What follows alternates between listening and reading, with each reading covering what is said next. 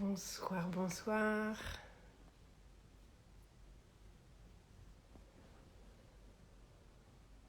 Bonsoir à tous. Bonsoir Anne-Claire, je vais t'inviter à participer. Hop. Bonsoir à tous, bonsoir à tous ceux qui sont déjà arrivés. Bienvenue. Bonsoir Charlotte, bonsoir à toutes et à tous. Bonsoir à Anne-Claire. Ravie de te retrouver pour ce live Moi aussi. un peu impromptu, mais pas tant que ça, parce qu'on l'a un petit peu travaillé en amont. Est-ce qu'on laisse le temps d'arriver aux personnes qui sont là avant d'entrer dans le vif du sujet? Oui, je pense que c'est une bonne idée. Bonsoir à tous et à toutes. Peut-être on va se présenter euh, pour commencer. Pour ceux qui ne me connaîtraient pas, je m'appelle Charlotte donc, et je suis coach. J'adore accompagner des personnes à identifier le sens de leur vie et d'une manière un peu particulière puisqu'il s'agit de trouver ce pourquoi on est vraiment fait, nos domaines d'excellence, de plaisir, là où on va être doué, là où on aura l'abondance, à travers le décryptage de ce qui nous empoisonne le plus. Je vais te laisser la parole, Anne-Claire, pour que tu te présentes, bien que la planète entière presque te connaît maintenant, du moins la planète Instagram. Merci Charlotte. Euh, pour la petite histoire de comment on s'est rencontrés, donc j'avais contacté Charlotte il y a quelques années parce que j'avais envie de découvrir sa méthode que je trouvais absolument révolutionnaire et c'est toujours le cas. Et donc j'ai été ta cliente Charlotte et puis j'ai appris auprès de toi comment faire pour devenir une meilleure alchimiste et transmuter plus rapidement le plomb en or. Et aujourd'hui ça va mieux, même si j'ai pas encore toujours les réflexes, mais ça va beaucoup mieux. Et je peux aussi l'utiliser avec les personnes que j'accompagne. Donc merci beaucoup pour tout ce que tu m'as apporté ces dernières années à moi, à mes clientes et au monde. Merci pour tout ça. Bah, merci de ton témoignage. Tu es coach de coach, hein. Toi, tu es formatrice de coach en leur donnant des clés à la fois pratiques et peut-être plus profondes, plus émotionnelles pour réussir leur chemin d'aide, leur chemin Oui, d'accompagnant à leur tour, hein. c'est ça. Et Donc c'est... Vas-y, vas-y. j'ai commencé comme naturopathe il y a quelques années. Et puis j'ai pratiqué quelques années avant de me rendre compte que ce que j'aimais vraiment, c'était aider les gens à se transformer. Donc je suis devenue coach. Et puis au fur et à mesure, j'ai eu des praticiens qui sont venus dans mon cabinet. Et puis j'ai commencé à travailler avec des praticiens en naturopathie, des thérapeutes, des coachs. Et maintenant, ce sont surtout elles et eux que j'aide au quotidien. Mais toi aussi, je crois que tu en as beaucoup. Et je pense que c'est cette typologie de personne qui a travaillé beaucoup sur ses difficultés et puis après qui veut mettre tout ce qu'elle a découvert au service du monde. Eh bien, c'est surtout ces personnes-là avec lesquelles je travaille et toi aussi, donc on a ça en commun. C'est ça, ça fait un point commun parce que moi aussi, de plus en plus, on va dire, je me consacre, mais les personnes qui viennent vers moi, soit c'est des coachs, soit c'est des thérapeutes, c'est même des médecins. Récemment, là, j'ai eu plusieurs médecins. Et s'ils n'ont pas cette fibre-là encore, le coaching montre qu'ils sont en devenir pour devenir thérapeute, donc c'est amusant. Et puis l'autre point qu'on a, c'est ce côté positif, optimiste. Et quand on peut rester neutre sur ce qui advient pour identifier des choses positives qui peuvent en découler. Et pour ceux qui ne me connaissent pas, avant qu'on parle directement du sujet, ce qui m'anime véritablement, c'est de décoder, donc au sein de ce qui nous pose problème, des signaux forts.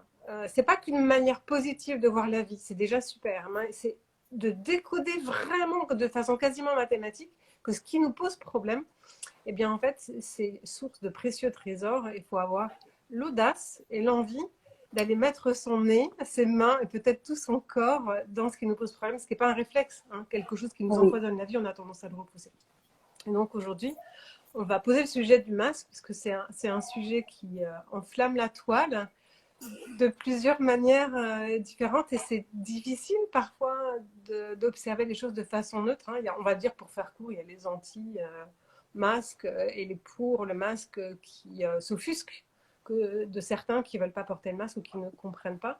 Et donc cela, eh ben, il s'adresse à toutes et à tous ceux qui ont une difficulté soit avec le fait de porter le masque, soit c'est insupportable et quelle que soit la raison, on va le voir parce que c'est peut-être plus large que simplement porter le masque, ça peut être aussi lié à de l'abus de pouvoir ou des choses comme ça. Et ça s'adresse aussi à ceux qui sont pas à l'aise, qui comprennent pas, ceux qui ne veulent pas porter le masque. Peut-être dans le chat, si vous avez envie, n'hésitez pas à expliciter où vous en êtes vous, ce qui vous déplaît dans cette obligation de porter le masque. Je ne vais pas vous induire, donc, parce qu'il y a plein de raisons possibles pour chacun, on va en parler un petit peu tout à l'heure. Donc simplement, l'obligation de porter le masque, qu'est-ce qui vous déplaît précisément? Parce que c'est ça qui va parler de vous en fait. Et Anne-Claire, je vais te proposer de commencer, toi, peut-être, Oui. de dire ce qui t'agace. Encore une fois, ce live, il n'est pas là pour dénoncer, pour critiquer, il va être là pour essayer de comprendre d'une manière profonde et très optimiste que ce qui nous gêne dans ce masque, c'est là pour nous dire des choses fondamentales qu'on a de soi. Ça va réveiller des blessures ou des croyances et qui, si l'émotion est aiguë en lien avec ça, c'est vraiment pour qu'on le comprenne et qu'on le transforme pour y voir, on en reparlera peut-être un peu plus tard, des désirs fondamentaux qui ne sont pas encore exprimés et puis des talents, sans doute, des aptitudes particulières qu'on a et qu'on n'ose pas exprimer. Et c'est un peu ça le but, c'est de déconfiner nos trésors sous forme de talents ou de quêtes très fortes qu'on porte en soi. Ouais.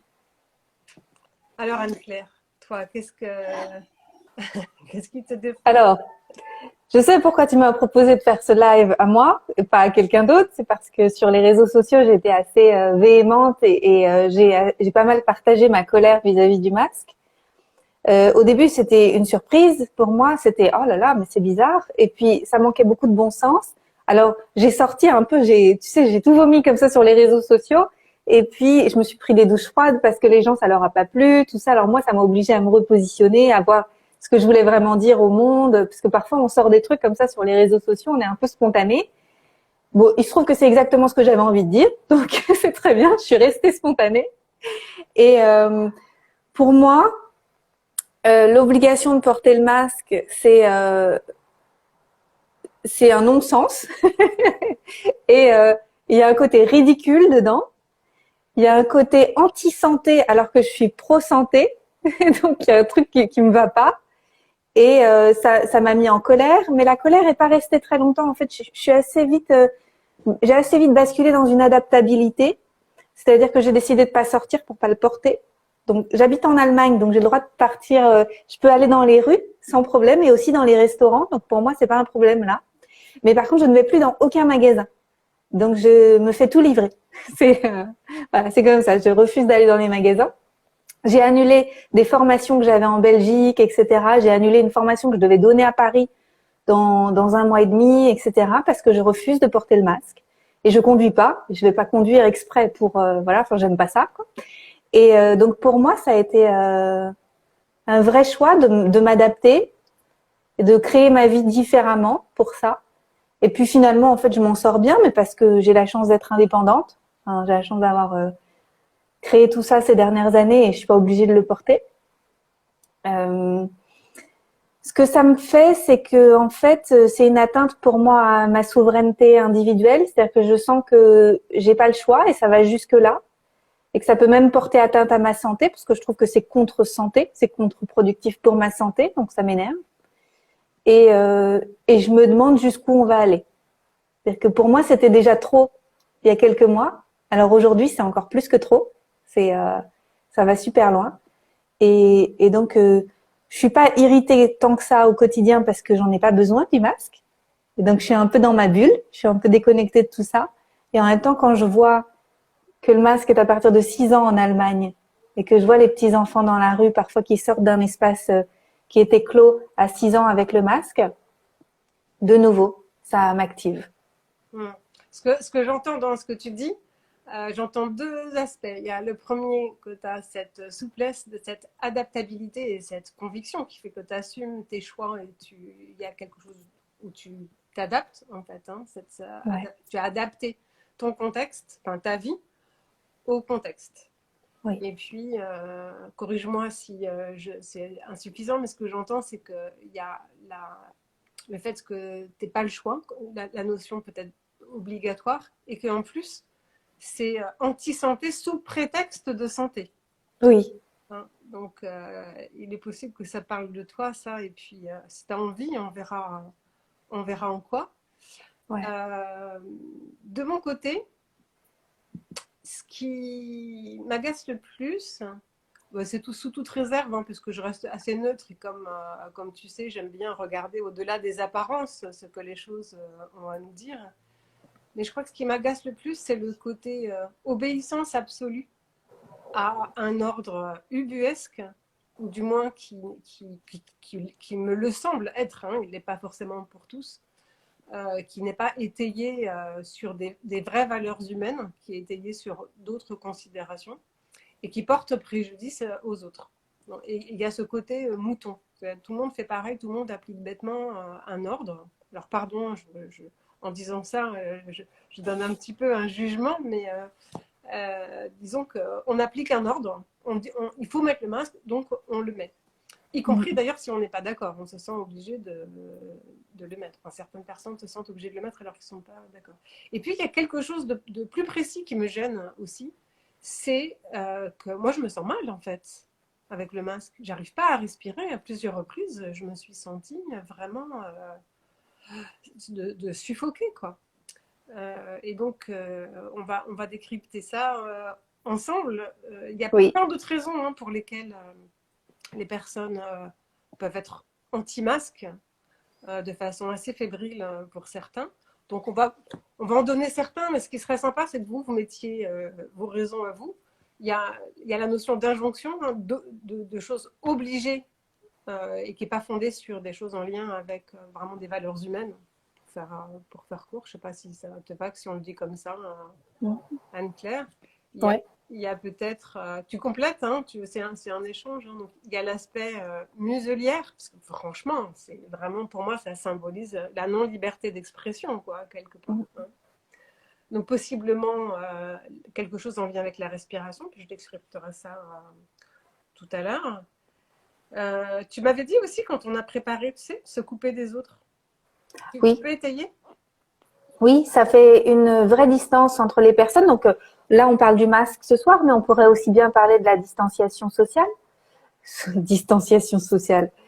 C'est cet espace qu'ils ont décidé arbitrairement hein, pour nous séparer les uns les autres. Alors déjà qu'on est éloignés les uns des autres et que certes, beaucoup de lieux ont été fermés. Enfin, moi, j'habite dans une ville de fête et beaucoup de gens d'habitude font la fête à Berlin. Et ici, il n'y a plus de fête. Il y a plus de vie nocturne, il n'y a plus d'artistes, il n'y a plus rien qui se passe.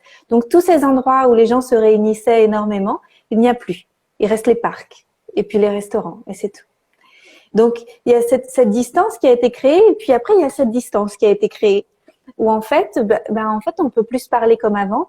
Alors, moi, je vis dans un pays étranger dont je ne parle pas la langue, et donc ça veut dire qu'à chaque fois, quand je portais le masque et que je faisais des courses, je devais dire I don't speak German. Et je devais leur dire, alors en plus il y avait le masque, je suis l'étrangère, je parle pas la langue du pays, et en plus je dois leur dire derrière un masque. Alors c'est sûr que j'étais pas super à l'aise. Hein. Parfois je disais même rien du tout, je tendais ma carte bancaire, ça évitait encore plus le contact avec la personne. Et ça me fait mal au cœur parce que on est des êtres interdépendants les uns avec les autres et on est interconnectés. Et moi, j'en souffre d'être dans une ville nouvelle avec très peu de personnes que je connais ici. Alors, j'ai la chance d'avoir un compagnon adorable à la maison, mais bon, ça fait pas tout. Ça, je veux dire, on est des êtres interconnectés avec tout notre environnement. Et ça me fait mal au cœur de pas rencontrer des nouvelles personnes spontanément comme ça parce que il y a la peur de l'autre qui s'installe. On en reparlera dans un instant parce que on va faire ton décryptage à toi si tu veux bien. Donc garde ce Ouais. point-là parce qu'à mon avis, ça parle énormément de toi. Puis connaissant déjà tes grands talents en termes de disconnexion, je pense que ça, Mais oui, mais il y a d'autres choses que j'ai vues. Oui, oui, ok. je pense que ça a du sens. Donc oui, le fait de cette distance, hein, qu'on cloisonne les gens et puis en plus, il y a la notion de méfiance. Alors que dans un monde idéal, on est solidaire, on s'entraide, on a confiance les uns dans les autres. Là, ça fait exactement l'inverse. de ce qu'on voudrait pour une humanité qui a du sens. Donc on le verra tout Ouais. à l'heure. Pour l'instant, on est en train de poser le diagnostic, en gros, de tout ce qui nous énerve ou de tout ce qui est potentiellement préjudiciable en lien avec ce masque. Et puis dans un deuxième temps, c'est-à-dire dans très peu de temps, on verra quelles sont, dans les grandes lignes, les belles choses qui sont induites par ça, qui nous sont demandées de déconfiner. Moi, de mon côté, mon chevalier, il est sourd en grande partie, et donc il lit sur les lèvres. Alors c'est pratique le masque. Il est obligé de demander aux gens d'ôter leur masque, ce qu'ils font en général de bon cœur. Mais il y a beaucoup de personnes malentendantes qui lisent sur les lèvres. Donc là, c'est vraiment très pratique. Donc il y a cette impression aussi d'être muselé, de ne pas pouvoir s'exprimer ou de s'exprimer en sourdine. Ouais. Il y a la notion de masque tout court, de masquer une partie de soi. Et puis tu l'évoquais à l'instant, notamment les enfants, quoi. Alors l'enfant, on va le prendre comme le symbole de notre enfant intérieur, et on va venir petit à petit à cette approche qui permet de voir des merveilles derrière ce qui est terrible. Qu'est-ce qu'on pourrait dire d'autre? Qu'est-ce que tu vois d'autres choses parmi Je les... vois dans le chat, il y a Vanessa, que je connais, Va Naturo Becoming, qui a dit « Je ne vois plus les gens ». Ah oui, ça ampute une partie de leur mode d'expression, de leur sourire. Ouais. Et puis, il y a aussi des personnes qui sont énervées par ceux qui ne veulent pas porter le masque. Oui. Donc, peut-être y en a-t-il parmi vous, mais ça revient presque au même, j'ai envie de dire, qu'on soit énervé par l'obligation de porter le masque ou qu'on soit énervé par ceux qui ne veulent pas porter le masque. En fait, quelque part, c'est presque, j'allais dire, c'est même la même blessure. Sauf qu'il y en a qui osent et d'autres qui n'osent pas faire ce qu'il y a à faire. Donc, peut-être, avant juste de commencer la transmutation, rappeler ce que disent les sagesses anciennes et que semble corroborer la science moderne, c'est-à-dire la physique quantique, c'est que le monde est le reflet de soi. C'est un peu comme, pour ceux qui connaissent la loi d'attraction, on a tendance à voir le monde sous un prisme particulier qui correspond à son vécu, à des blessures ou à des croyances d'une référence de quelque chose qu'on connaît, parce qu'on n'a pas tous eu la même enfance, on n'a pas tous eu les mêmes croyances. Quoi qu'il en soit, sans rentrer dans les détails, si vous le souhaitez, j'ai fait déjà des conférences qui sont en ligne sur mon site, où on en refera peut-être, mais tout ça est explicité, je ne vais pas rentrer dans le détail maintenant, mais le monde, on va dire, on va le prendre comme étant un postulat, est le reflet de nous-mêmes. Ce qui fait qu'on voit la vie. Si on est quelqu'un qui est en colère ou il y a des conflits à l'intérieur de soi, on va avoir tendance à avoir des conflits autour de soi ou dans son interaction avec le monde et donc avec les autres.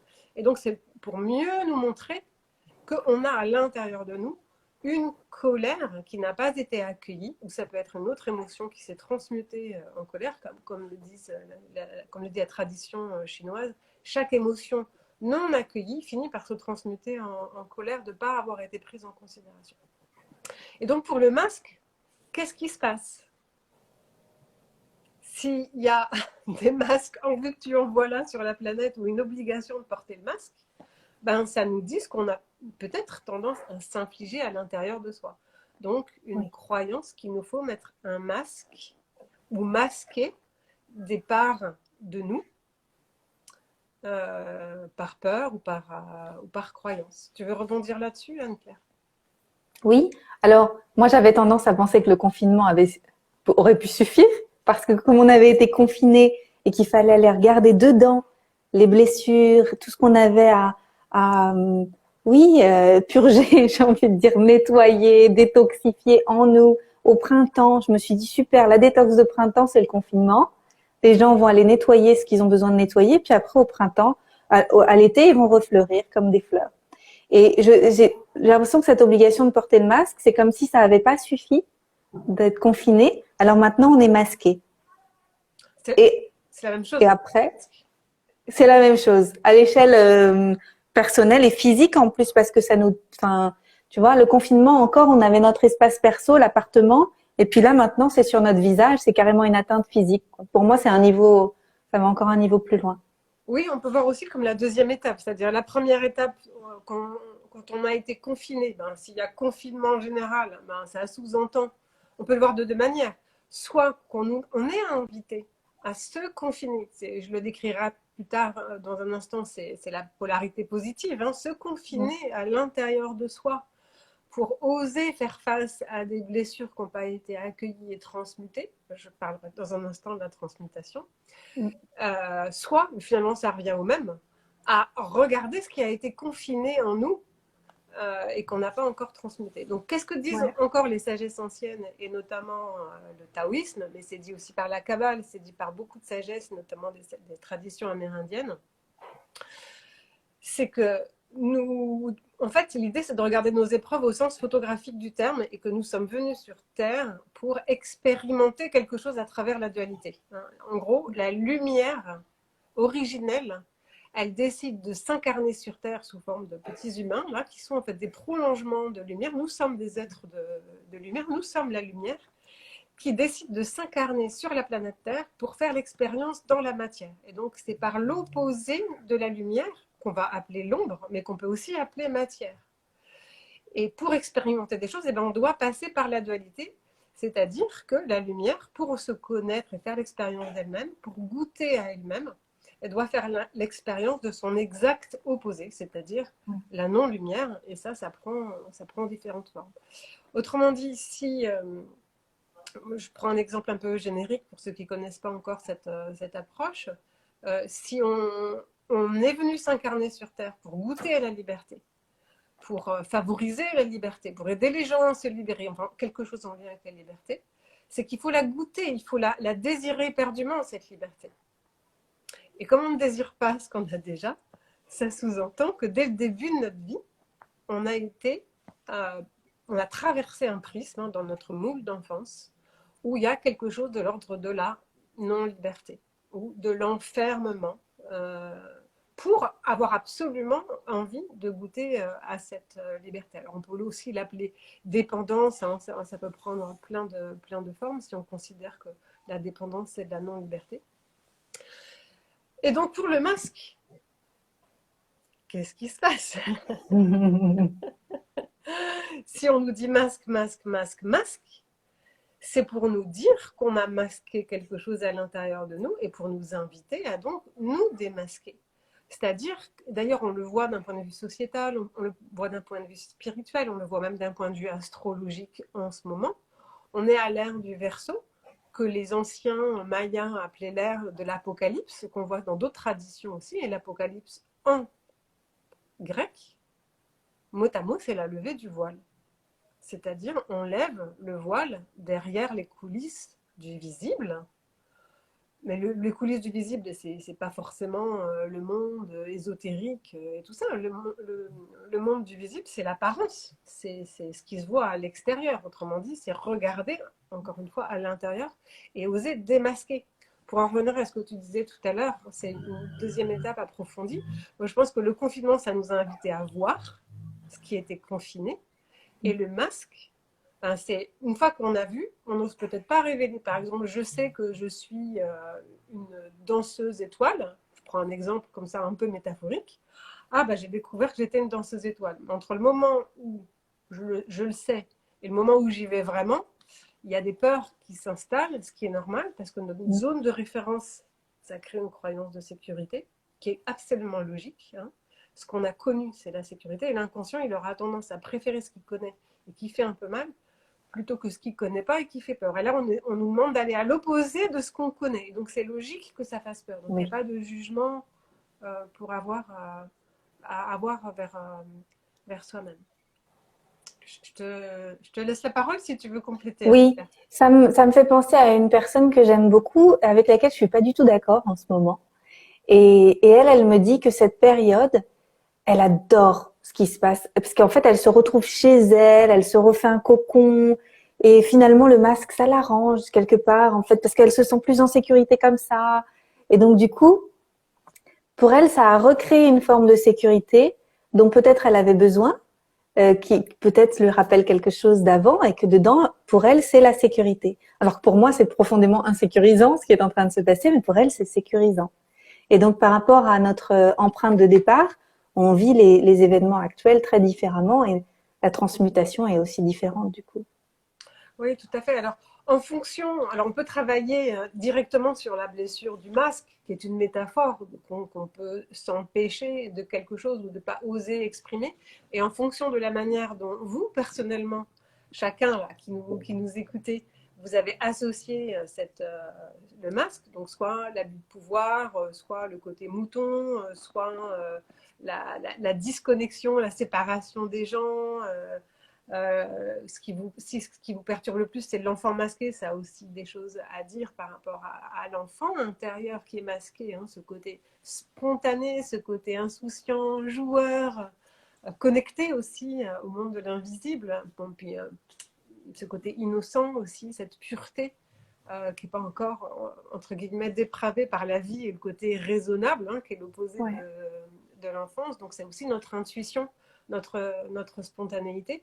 Et ça parle de vous. Donc ce que vous allez associer au masque en particulier, eh ben, c'est quelque chose sur lequel on peut travailler. Donc si c'est vous, ce qui vous offusque le plus, si c'est l'abus de pouvoir, d'obliger d'apporter un masque, eh ben, le côté masqué, c'est qu'on vous a obligé, et donc c'est teinté d'abus de pouvoir, et donc ça va avoir une signification très particulière. Si par exemple c'est le côté respiration, je le prends pour moi, je l'ai un peu décrypté pour moi, c'est une invitation pour moi à oser prendre davantage de temps à tout ce qui est exercice de respiration. On va le prendre vraiment au sens presque yoga du terme, hein, ou méditatif, ou prendre conscience que j'ai une respiration qui peut-être pas tout à fait fluide par rapport à ma santé.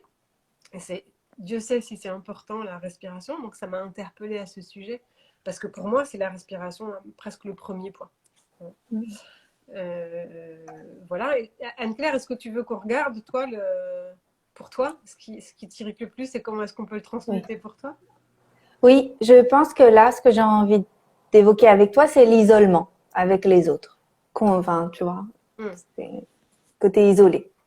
Ok, le côté isolé, et donc, en toute logique, cette séparation imposée d'avec les autres, c'est censé avoir un écho dans ta vie d'enfant, hein, qui rayonne et qui vibre encore, et qui signifie qu'il y a une blessure là qui est sans doute insuffisamment, déjà je pense pour toi, partiellement transmutée, parce qu'en t'observant, je sais que tu as des jolis talents et des quêtes qui sont en lien avec ça, mais ça sous-entend que c'est insuffisamment déployé par rapport à tout ton potentiel et toute ta puissance. Est-ce que tu vois à quoi je fais référence dans ton enfance? Tu n'es pas obligé d'en parler, mais est-ce que toi tu vois à quoi ça fait référence? Oui, oui, je suis à l'aise d'en parler. C'est quelque chose que j'évoque parfois, notamment quand je fais des lives avec des personnes que je considère être de ma tribu, parce que on vibre un peu à la même fréquence et qu'on s'est trouvé et qu'on est content de s'être retrouvé. Quand j'étais petite fille, je me suis sentie très seule et j'ai eu l'impression toute ma vie d'être une mangue qui avait poussé dans un pommier et qui était déconnectée du reste des autres fruits.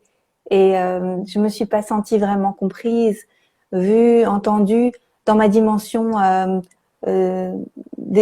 d'enfant émotionnel, quoi. C'est-à-dire que le côté physique était ok, c'est-à-dire que j'ai eu un toit sur ma tête à manger et tout ça, mais je me sentais pas connectée. Et donc il y avait une grande souffrance, une grande solitude, et cette impression d'être seule, loin des autres. Ouais. Ce que j'entends dans ce que tu dis, c'est qu'il y a non seulement la déconnexion, mais il y a la très jolie métaphore que tu as donnée d'être un autre fruit que celui que théoriquement porte l'arbre. J'appelle ça le syndrome du vilain petit canard. Pour ceux qui connaissent le conte, en deux mots, hein, c'est un œuf qui éclot et le poussin n'est pas du tout comme les autres, et il se fait mépriser, rejeter, et donc il est incompris, et puis il finit par s'en aller, il a épreuve sur épreuve, et puis un jour, il se rend compte en s'observant dans une rivière qu'il n'est plus le vilain petit canard qu'il a été. En gros, il était noir et un peu mal foutu. Et il admire les signes et il se rend compte qu'il leur ressemble. Et en fait, c'était un œuf qui n'était pas un œuf de Cannes et qui avait roulé là, et il était simplement différent. Et ça, c'est un sujet hyper sensible et hyper important, parce que ça arrive quand même à beaucoup de personnes de ne pas être compris dans leur singularité, et donc de se sentir, de l'être véritablement, ou de se sentir différent et donc rejeté. Donc, si tu as envie, on peut teinter ça, la notion de je suis différente parce que je suis déconnectée, ou je suis déconnectée parce que je suis différente. En tout cas, chez toi, Mm. il semble y avoir un lien entre la notion de différence et la notion de intégrer un groupe quelque part, Oui, hein, ou se connecter aux autres. Alors, si on va pour toi, et peut-être que ça parlera à plein d'autres personnes, je c'est pense. le but en tout cas, hein, et puis il y a souvent des synchronicités étonnantes entre les personnes qui se rassemblent à un même endroit ou à un même moment. Et donc, pour toi, la notion de déconnexion, c'est le mot que tu as utilisé, hein, Mhm. teinté de différence. La quête et le talent ou la caractéristique opposée, littéralement opposée que tu as, est-ce que tu vois ce que c'est? Ce que tu as déjà. Oui, je suis devenue douée grâce à ce moule que j'ai eu de départ pour connecter les gens ensemble, créer des ponts, se rencontrer les personnes, faire en sorte qu'elles se sentent moins seules et oui, guérir ce sentiment d'être un électron libre qui a jamais trouvé sa famille, quoi. Et donc, je suis douée pour faire ça maintenant. Et il a fallu un peu de temps pour que ça arrive. Mhm. Effectivement, tu as un joli don de mettre en lien. Donc, il y a une notion de reliance. Et ça, Oui. tu le fais déjà très bien. J'ai des intuitions pour toi, mais je vais les taire. Je vais dire tout à l'heure. Cette notion de reliance très forte, tu as donc déployé, transmuté déjà une bonne partie. À ton avis, s'il y a la blessure qui revient, c'est que ça t'invite à déployer quoi en lien avec la reliance? Eh bien, ça m'invite à déployer quelque chose d'encore plus grand, je pense, et de dire vraiment qui je suis pour trouver les gens qui me ressemblent. Et je crois que, parce que parfois je me dis c'est bon, je l'ai assez fait, mais en fait c'est pas assez sur l'échelle d'une vie, ou peut-être je l'ai pas fait assez fort, ou je suis encore un petit peu la victime des circonstances. Je m'autorise encore à être un peu la victime des circonstances qui dit c'est pas de bol, je suis encore toute seule. Maintenant je suis toute seule à Berlin. Et, et donc c'est à moi de me rendre compte que je suis plus cette petite fille-là et d'aller la chercher et de lui faire un câlin et de lui dire regarde viens on va trouver les gens, on va trouver les autres mangues à Berlin. Et, et je me rappelle d'un soir ces dernières semaines où j'ai eu une grosse colère parce que je m'étais exprimée dans un groupe Facebook d'expats à Berlin et je me suis fait embêter pour mon avis. Et mon compagnon m'a regardé, il m'a dit pourquoi tu fais pas ton groupe? Et en un instant, mon stress est retombé. Mais c'était comme ça. C'était physique. Ah, bah oui, pourquoi je fais pas mon groupe? Et je crois que, tu sais, il y a ce truc de légitimité de se dire, bah en fait, j'arrive dans une ville, je vais rejoindre les groupes qui existent déjà. Je suis la nouvelle. Pourquoi je vais créer un nouveau groupe? Eh bien, il se trouve que quand il y a quelque chose qui n'existe pas, des fois, il faut le créer. Et je m'étais pas autorisée à le faire avant que je pique une grosse colère. Et il a fallu que je vive la grosse colère pour créer un groupe. Et aujourd'hui, il y a 130 personnes, je crois, dans ce groupe. Et puis, on s'est déjà rencontrés une fois. Et ça m'a fait du bien. Et c'est des gens qui pensent un peu comme nous, qui sont... ils s'en foutent. Les gens, ils portent des masques, ils portent pas des masques. Le problème, c'est qu'on n'est pas le choix. Et voilà, en fait, ça fait du bien d'avoir trouvé des mangues. Oui, alors je vais me permettre, hein, en tant que coach, de te Vas-y, confronter, vas-y. comme on dit, parce que je pense qu'il y a autre chose de toi.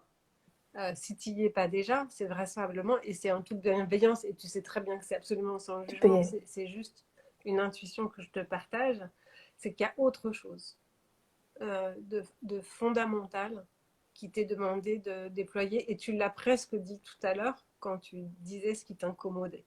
Le fait qu'en fait, qu'on est tous reliés, on est tous interconnectés, ça c'est les humains entre eux. On va dire que c'est une connexion ou une reliance horizontale. Tu me vois venir? Je te laisse Il dire y a la aussi... suite alors sur des choses qui demandent d'être déconfinées ou révélées ou effectuées de toi Oui, à cause grâce à ce masque. oui.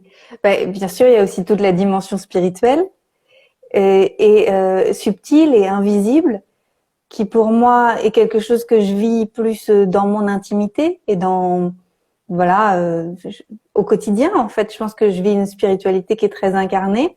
Je suis plutôt ancrée, plutôt sur le plancher des vaches. Mais j'ai l'impression que ces dernières semaines, je suis de plus en plus encline à aller vers des choses plus subtiles et plus qui vont plus vers cette explication que nous sommes un. Et si nous sommes un, nous sommes de toute façon interconnectés et reliés dans cet espace-là. Et c'est comme si aujourd'hui, pas suffisamment de personnes savaient que nous sommes un. et que, et que j'ai un peu envie de sortir du bois aussi et de dire, de taper du poing sur la table et de dire, mais on n'est pas séparés. On a peut-être l'air d'être séparés là, dans la ville, dans une rue, etc., masque, pas masque et tout ça. Mais en vrai, on l'est pas à un autre niveau. Et donc, oui, il y a tout ça aussi. Bah, Est-ce que effectivement, c'est ça? moi j'aime bien prendre, pour rebondir sur ce que tu dis, j'aime bien prendre l'image de l'arbre. Alors, c'est un symbole magnifique, l'arbre, et puis c'est un pilier écologique et spirituel de la planète Terre. Euh, donc, pour rebondir sur ce que tu dis, c'est quelque part comme s'il t'était demandé de faire un coming out spirituel, hein, d'oser dire tes croyances de Oui. reliance avec le monde du non-visible. Et donc, si on regarde l'arbre, il y a une croyance de séparation logique parce que c'est comme si on était tous les feuilles d'un arbre. Mm. Et en fait, on est un grand tout, comme tu disais. Simplement, certaines personnes parviennent à le voir parce qu'il y a une toute petite chose qui nous relie, qui s'appelle la tige. Et puis, on est nourri à la même sève, qu'on Ouais. peut appeler lumière, qu'on peut appeler air, qu'on peut appeler amour. Hein, dans les traditions spirituelles, c'est l'amour qui nous lie, qui nous relie les uns aux autres. Et on est connecté à ce grand tout.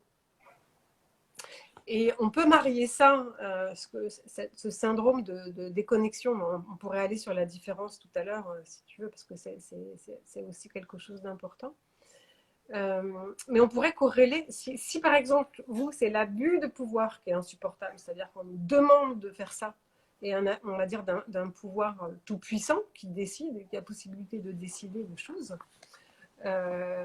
Si on prend maintenant, je ne l'ai pas trop évoqué tout à l'heure pour ne pas embrouiller nos auditeurs, mais en fait, il y a deux faces à développer.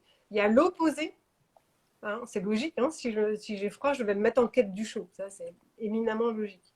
Mais aussi, si j'ai eu froid, si j'ai une blessure de froid, c'est un exemple métaphorique, vous l'aurez compris, ben j'ai une expertise du froid et je sais dealer Mm. avec. Sauf que je l'ai associé à quelque chose de douloureux, donc la notion de froid, j'ai plutôt tendance à la mettre à l'écart de mon écran radar. Hein. Ce qui fait Mm. mal, je n'ai pas trop envie d'y aller. Ce qui fait peur, je n'ai pas trop envie d'y aller. Donc on loupe des opportunités. Donc le but du Ouais. jeu, c'est de désactiver, et ça, Anne-Claire est une grande experte de ça, de désactiver les ancrages négatifs ou d'effraiement ou de peur associés à notre blessure. Mais si on regarde le pouvoir et la puissance d'une façon neutre, dans une caractéristique neutre, et si on a déployé cette familiarité avec la toute-puissance, ben, on est dans cette toute-puissance dans son sens éminemment positif, respectable, noble et magnifique, c'est-à-dire la toute-puissance, hein, puisqu'on a fait notre coming out spirituel tous les deux, on peut y aller, la toute-puissance de notions transcendantes. Qu'on l'appelle Dieu, qu'on l'appelle énergie, on n'est pas obligé d'être religieux pour ça. Par contre, ça invite à une reconnaissance que le monde est peut-être plus vaste et plus grand, il a plus de dimensions qu'il ne semble, et à se laisser influencer, se laisser guider par cette toute-puissance. On va dire que c'est la polarité positive de je suis inféodé à l'abus de pouvoir. Oui. Hein, ça donne un côté rebelle pour s'attaquer ou affronter ou transformer ce qui ne nous convient pas dans le pouvoir abusif. Et en même temps, puisque tout est polarité, on est censé harmoniser nos paradoxes et nos dualités, il nous est aussi demandé de nous laisser porter par cette puissance transcendante qu'on peut appeler aussi, sans être trop spirituel, on peut l'appeler féminin sacré. Hein, tout ce qui n'est pas visible, hein, nos dimensions féminines qui ne sont pas forcément que la féminité, mais c'est notre pouvoir imaginatif, notre pouvoir créateur, nos émotions, notre intuition. En fait, c'est ce qui n'est pas visible quelque part, une puissance qui est à l'intérieur de nous et qui correspond quelque part à notre fibre et ce qui va nous mettre dans notre état de joie de lumière. Hein. Donc, il y a aussi cet aspect-là que tu peux voir, c'est à la fois refuser le vilain pouvoir, entre guillemets, ou celui qui n'est pas en cohérence avec des valeurs d'humanité, et en même temps se relier à cette magnifique puissance qu'on peut aussi appeler amour, hein, tout simplement. Merci. C'est vrai que ces dernières semaines, en revenant à l'intérieur, j'ai perçu, et puis ça m'a aussi été confirmé par mes échanges avec les personnes avec lesquelles je travaille, tout ça, que quand on est connecté à ce niveau-là, on sait que tout va bien aller. Et ça me donne une grande confiance qu'en fait, c'est comme si tous ensemble, on est en train de laisser grandir ça en nous. Quand je dis tous ensemble, en tout cas, au moins les gens qui sont de ce réseau-là. Je ne sais pas, je ne peux pas parler pour tout le monde, car je vis beaucoup dans ma bulle, en fait, entourée de praticiens et tout ça. Et on se laisse comme ça, oui, porter par quelque chose de plus grand, et on s'autorise à penser que le monde va se transformer parce que on va accéder à un autre niveau de conscience ensemble, et qu'on avance petit à petit, qu'on se l'autorise en fait, et qu'on le laisse arriver, qu'on lui permet d'arriver. C'est ça, c'est se laisser porter par ce qui vient, y compris ce qui n'a pas l'air d'être prévu et qui peut-être nous incommode parce qu'il y a souvent des pépites derrière. Et alors, ça me fait penser à un autre sujet qui est corrélé au masque, hein, parce que c'est corrélé à cette histoire du Covid quand on regarde les choses d'une manière holistique, parce que dans le dispositif, il y a la 5G, il y a les vaccins, et il y a aussi des choses en lien avec les enfants. On ne va pas en dire trop là, mais des choses, on va dire, de réseaux pédophiles pour être assez pudiques. Mais si on regarde la 5G, par exemple, et qu'on voit que c'est un miroir, et que ça ne nous plaît pas et que ça nous fait peur, comme c'est la lumière qui envoie l'ombre pour faire l'expérience d'elle-même, n'oublions jamais que c'est la lumière qui gagne toujours à la fin. Donc déjà ça. Ouf. Là, c'est pas la 5G qui va gagner. Mais ça nous dit quoi la 5G? C'est quoi? C'est une dimension la 5G. Ça sert à la transmission d'informations rapidement. Et donc la 5G pourrait être un espèce de signe pour nous avertir qu'il est temps de monter d'un niveau vibratoire différent, qu'on peut appeler, que certains appellent la 5e dimension, pour recevoir des informations plus rapidement justement de cet espace infini qu'on peut appeler à l'amour ou qu'on peut appeler le divin ou ce qu'on veut. Et pareil pour les vaccins, parce que c'est quoi les vaccins? C'est quoi qui nous déplaît tant dans ces vaccins? Mais c'est qu'ils sont transformés, qui essayent de nous mettre un truc qui est très très catholique. Hein. Exactement. Alors il y a le vaccin lui-même, le fait qu'on nous inocule des choses, ça c'est la première étape. Et ensuite il y a ce vaccin-là où il y a de l'ADN transformé, sans rentrer dans les détails, qui va polluer nos intérieurs ou transformer, puis en fait on sera plus, on s'appartiendra plus parce que notre ADN en fait appartiendra au labo qui l'a créé, l'ADN. Hein. Il y a des choses de ce type.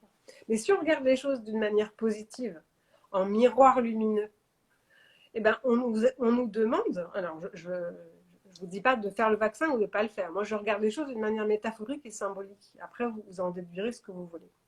Mais c'est une invitation à nous laisser porter par des vibrations d'un niveau supérieur et à se laisser inoculer par ces vibrations lumineuses. Ce n'est pas celle du vaccin, c'est des vibrations d'un autre type qui peuvent transformer profondément notre intérieur vers davantage d'harmonie, puisqu'on a à la fois matière et vibration. Hein. Je vous rappelle que c'est mis en valeur dans la physique quantique, mais on est composé à 99% de vide, mais en fait, ce n'est pas du vide, ce sont des vibrations. Et donc, se laisser infuser, pénétrer par ces vibrations lumineuses qui vont transformer notre rapport au monde dans quelque chose qui est plus en lien avec l'amour, comme c'est dit dans plein de prophéties, comme c'est dit dans plein de textes anciens. L'ère du Verseau, c'est cette ère-là, c'est l'ère de la transfiguration, c'est l'ère de la reliance, c'est l'ère de l'amour, c'est l'ère de l'homme nouveau, d'un niveau vibratoire plus conscient. Ça te parle, Anne-Claire? Complètement. Je suis prête. Mais je crois que j'ai encore, quand je regarde, je me dis, c'est normal qu'on ait des étapes pour pouvoir s'adapter. Qu'en fait, ça doit être une grande phase d'adaptation, celle qu'on est en train de vivre, et que il faut qu'on arrive à lire entre les lignes. Et merci pour cette lecture parce que ça aide à comprendre ce qui se passe, ça aide à comprendre pourquoi c'est tellement aberrant et pourquoi on doit se questionner. Et plus c'est aberrant, plus on se questionne parce que, ouais. en fait, la situation d'abus de pouvoir, la situation de réseau qui pose problème pour la santé, etc., c'est pas nouveau. Non. Il y a déjà un certain nombre de personnes qui étaient au fait de ça, qui déjà étaient. Sauf qu'on les baptise la théorie du complot, donc ils se dévoilent pas trop. Mais là, plus c'est énorme, plus c'est gigantesque. Et là, Dieu sait si c'est gigantesque, quand même, ce qui se trame dans les coulisses. En plus, la levée du voile, elle va avoir lieu aussi pour ceux qui tirent les ficelles dans les coulisses et qui sont, on va dire, du domaine de l'ombre. Oui. Mais l'ombre, quelque part, même si c'est hyper difficile par rapport aux atrocités que ça prévoit pour le genre humain, ils gagneront forcément pas, puisque c'est la lumière qui va gagner. Et on peut leur dire merci, puisque c'est grâce à eux qu'on prend conscience de toutes ces choses si on n'en avait pas conscience avant. Donc, oui. c'est des invitations monstrueuses, j'allais dire, à la hauteur de la monstruosité de ce qui se prépare dans les coulisses. Je ne suis pas sûre qu'ils vont réussir leur programme, puisque la lumière gagne toujours. Mais en tout cas, ça suscite des réveils. La preuve, c'est que les débats n'ont jamais été autant passionnés. Et alors, pour ceux qui sont, je ne sais pas s'il y en a parmi vous qui sont offusqués par ceux qui ne veulent pas porter le masque, ben, ça peut, je dis bien ça peut,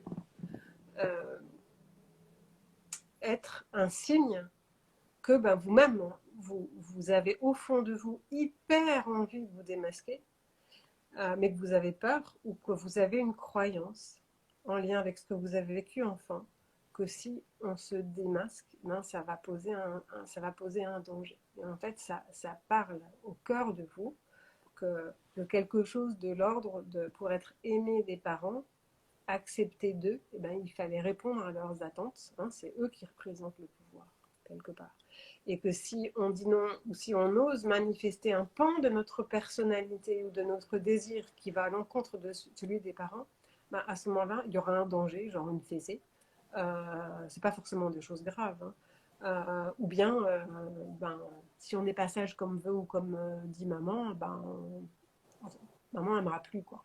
Voilà. Donc il y a une croyance qu'on ne sera pas aimé ou qu'il y a du danger. Si on est authentique dans sa façon d'être. Elle est légitime, cette croyance. Il n'y a pas de jugement à avoir pour ça. Simplement, une fois qu'on a conscience de ça, que peut-être on n'a pas exprimé véritablement qui on était, ben c'est un premier pas hyper important pour après, on a le choix de le faire ou pas, mais au moins c'est un premier pas, cette prise de conscience qui va permettre de grandir et d'identifier des choses en soi qu'on n'a pas osé dire, qu'on n'a pas osé faire parce qu'on a cette croyance qu'il ne faut pas le faire. Oui. Donc je vois l'heure qui tourne, on pourrait en discuter encore pendant des heures. Peut-être je te laisse. Oui, est-ce que tu veux répondre à Céline? Alors d'abord, Popo Latino, on est avec toi. Elle a beaucoup d'émotions, Popo Latino. Et il y a Céline qui a parlé de deux choses. Elle a dit qu'elle a été choquée de voir à quel point les Français sont obéissants et soumis. Mm-hmm. Et elle a demandé qu'est-ce qui fait, Charlotte, que tu sais que c'est la lumière qui va gagner. Ah. En fait, c'est pas moi qui le sais, c'est ce que disent les textes anciens. Ça sera un petit peu long de tout résumer ici, mais allez voir ce que dit la Kabbale, allez voir ce que dit le taoïsme, allez lire entre les lignes de la Genèse de la Bible ou d'autres sagesses que vous connaissez, que vous aimez, comme le bouddhisme. Et si vous lisez entre les lignes, ou pas d'ailleurs entre les lignes, en fait, au départ, il y a la lumière, ou le verbe. Hein, ou l'amour, ou on peut même l'appeler Big Bang dans la physique quantique. Et c'est quelque chose de lumineux qui est vide et qui contient tout. Et cette lumière cherche à faire l'expérience d'elle-même dans la matière, dans la dualité. Et donc c'est la lumière qui envoie l'ombre. Hein. Si moi je suis particule de lumière comme chacun d'entre vous ici, puisque nous sommes partie du grand tout, et j'ai désiré m'incarner sur Terre, pour expérimenter un certain nombre de choses. Moi, en l'occurrence, j'ai expérimenté l'ombre sous plusieurs coutures. Et donc, ça m'a donné un certain talent pour comprendre les ombres et voir comment on pouvait y trouver de la lumière. Hein. Et il y a d'autres choses encore. Et donc, c'est à chacun de voir c'est quoi ces ombres et d'aller trouver. Mais c'est la lumière qui gagne toujours, parce que de toute façon, tout retourne à la lumière. Rien ne se crée, tout se transforme, hein, disait Lavoisier. Donc, c'est la lumière qui fait une expérience et qui retourne à la lumière. Et on pourrait dire que tout ça est un jeu cosmique. Je sais bien que ça peut paraître ésotérique à un certain nombre de personnes. C'est pour ça que c'est pas forcément évident de faire son coming out spirituel, parce que c'est pas vraiment ce qu'on nous apprend à l'école.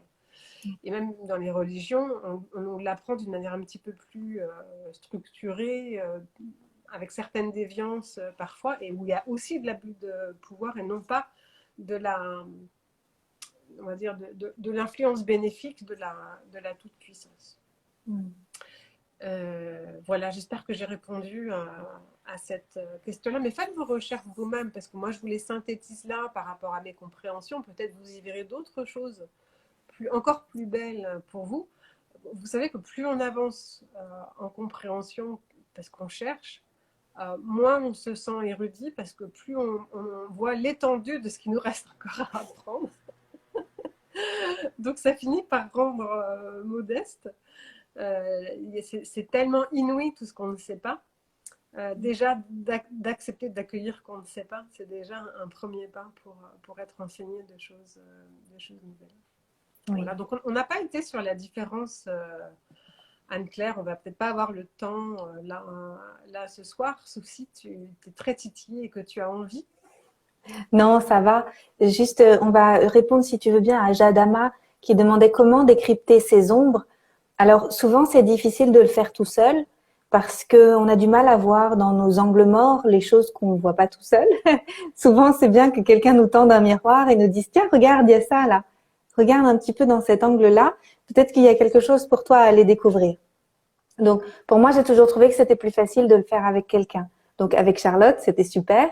Et puis avec le coach. Merci. Parce qu'Anne-Claire est formée à l'approche, et donc elle peut le faire aussi. Mais c'est vrai que ça peut être intéressant de se faire accompagner par quelqu'un pour voir ses angles morts. Mais vous pouvez aussi le faire tout seul. Tout seul, normalement, c'est facile de le voir. C'est peut-être moins facile de se transmuter tout seul. Mais c'est facile de le voir, il suffit de regarder ce que vous n'aimez pas. Ça vous donne un miroir de ce qu'il y a dans vos angles morts. Donc, si vous n'aimez pas les personnes qui parlent trop fort, c'est peut-être qu'il y a une voix en vous qui ne parle pas assez fort. Ou un mental qui parle trop fort. Observez de près ce qui vous déplaît, ce qui vous procure de la colère ou de la tristesse, surtout si c'est récurrent, c'est un indice très fort d'une blessure en vous qui n'a pas été accueillie. Donc, c'est la première étape, ce que j'appelle faire la lumière sur l'ombre. Osez voir ça. Ce qui nous pose problème, on a tendance à le fuir ou à le combattre ou à l'ignorer ou à en avoir peur, etc. Donc, logiquement, on n'a pas envie d'y aller. Sauf que si on prend le temps d'y aller, peut-être pas quand l'émotion est aiguë, c'est souvent bien difficile. Mais quand c'est un peu passé, on observe, on pétrit ce qui nous fait du mal, ce qui attend, et surtout si ça se répète, parce que là, c'est comme les masques, hein, c'est tellement énorme. Et donc, l'idée, c'est pas rejeter la faute sur l'autre, parce que c'est comme si vous rejetiez en fait le problème sur quelqu'un d'autre, alors que sans avoir de jugement vis-à-vis de vous-même, c'est juste de simplement observer que vous avez une blessure analogue en vous qui demande à être accueillie et transmutée. Et si c'est déjà en partie transmuté, comme on a fait tout à l'heure avec Anne-Claire, c'est que ça demande à continuer à être déployé dans d'autres directions ou être approfondi. Mais si jamais vous avez envie d'aller plus loin, on va faire un atelier avec Anne-Claire le 11 octobre. Tu veux en parler un petit peu, Anne-Claire ? Oui, parce que quand on en discutait avec Charlotte, on s'est dit ça va jamais suffire de faire un live. Il faut qu'on aille plus loin et qu'on ait la possibilité de parler avec les gens qui vont être là et qu'on puisse récolter leurs questions et discuter en fait de tout ça. Et donc, on va prévoir un temps plus long, 2h30. C'est le dimanche 11 octobre. Et donc, on vous propose un atelier qui dure 2h30 et on va s'occuper de parler de comment transmuter cette injonction de porter le masque. Et donc, on ne pourra pas s'occuper de toutes les empreintes qu'on veut transformer, mais on va en prendre deux. Et donc, on verra par rapport au groupe, par rapport aux besoins du groupe. Mais de toute façon, il y a toujours beaucoup, beaucoup de choses qui résonnent quand ça part de moi, mais ça va certainement résonner chez vous, etc., etc. Et donc, on va travailler ensemble sur cette injonction étonnante de porter le masque et qu'est-ce que ça nous permet de révéler derrière. Et voilà, donc avec les exercices, avec le process de la méthode de Charlotte et avec des exemples, avec les personnes qui vont bien vouloir venir déposer dans le groupe aussi, comment on fait pour travailler sur ce thème-là. On pourra aller beaucoup plus en profondeur. Oui, alors pour l'instant on va en faire un, on verra après si on en fait d'autres, si vous avez de la demande. On va être obligé pour des raisons très pratiques de peut-être focaliser sur deux thèmes, comme l'a dit Anne-Claire. C'est la raison pour laquelle on va s'adapter à vos souhaits, à vos besoins. Et donc, si là, dans les minutes qui suivent, vous les mentionnez, si c'est plutôt l'abus de pouvoir, si c'est la non-liberté d'expression, si c'est la séparation, si c'est les enfants masqués, si c'est du mal à respirer, si on... Alors, il y a autre chose que moi que je n'ai pas dit qui m'horripile, c'est qu'on nous culpabilise si on ne porte pas le masque. Hein, vous n'êtes pas responsable. Bon, voilà. Donc, mentionnez à quoi vous voulez le corréler et puis on fera une petite moulinette avec tout ça, avec Anne-Claire, et puis on prendra les thèmes qui sont les plus récurrents. Donc, c'est à 15h le 11 octobre. Et donc, vous pouvez d'ores et déjà, je ne sais pas si toi tu l'as déjà mis, Anne-Claire. En tout cas, moi, si vous allez sur mon profil, sur mon Linktree, vous pouvez déjà aller voir de quoi il retourne sur la page sur mon site internet. Oui, il est aussi sur mon Linktree si vous voulez le retrouver. Pour s'inscrire, c'est facile, c'est sur le site de Charlotte et ça coûte 28 €. Voilà, et ça dure 2h30. Donc ça va être intense, mais on prendra aussi des pauses d'intégration, de silence, parce qu'on a besoin de cette reliance. Hein, parce que le masque, il nous dit ça aussi. Oui. Moi, ce que j'aime aussi dans ta méthode, Charlotte, c'est que à la fin, on ancre la transformation et on choisit un acte pour sa vie qui nous amène vers autre chose, en fait, pour ancrer la transmutation de ce qu'on a saisi avec le mental, de ce qu'on a compris, pour ancrer cette détente qui s'est installée de nouveau parce qu'on se remet en mouvement et que c'est plus figé là où ça pouvait plus passer. Et donc, à la fin, on repart avec quelque chose où on va passer à l'action. Merci d'apporter ça, Anne-Claire, parce que ça me permet de dire quelque chose qui est important et ça parle d'un autre type de reliance. De la reliance entre la tête, le cœur et le corps. Parce que bien souvent, dans notre société, on nous a appris à être mental, à raisonner, à être dans la logique, à être dans l'organisation. C'est ce que j'appelle le yang, hein, les dimensions masculines. Et elles sont très belles, donc on ne va pas taper dessus. C'est juste que souvent, ce yang, hein, le pouvoir masculin dans la symbolique, a un ascendant sur le féminin. Et on voit comment ça rayonne de différentes manières dans notre société. Et donc, le cœur et le corps, ce sont des dimensions yin par excellence.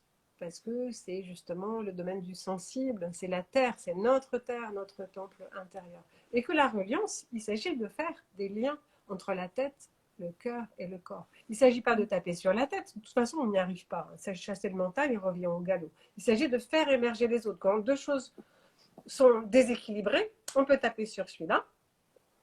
Ça a assez peu de chances de marcher en fait, et on voit ce que ça donne. Donc l'idée c'est de faire remonter celui-là. Et donc notre connexion à notre cœur, notre connexion à notre corps, puisque si on est de la lumière densifiée en matière, on est de l'amour. Et donc en se connectant à nous-mêmes, on se connecte à l'amour, et si on se connecte à l'amour, on obtiendra l'amour. Bien souvent, ceux qui ont des difficultés à obtenir l'amour, c'est des personnes qui ne s'aiment pas, qui ne sont pas connectées à l'amour qui est en elles. Donc c'est une autre forme de reliance qui est hyper importante, et tout ça pour dire que dans le travail qu'on fait, il y a une partie qui est mentale. Il y a une partie qui est une enquête un peu amusante, hein, à la Colombo, on cherche le crime, on cherche le fautif et tout ça. Donc ça, c'est la tête. Et après, et on va le faire avec Anne-Claire, on ancre avec l'émotion et le corps pour transmuter les choses d'une manière très, pratiques hein, pour faire advenir des choses nouvelles dans notre vie qui correspondent à un domaine d'accomplissement et de plaisir. Et c'est ça qui va favoriser l'abondance aussi, y compris financière. Oui. Merci. Je sens que ça m'aide encore plus à passer d'un mode réactif à un mode créatif. Et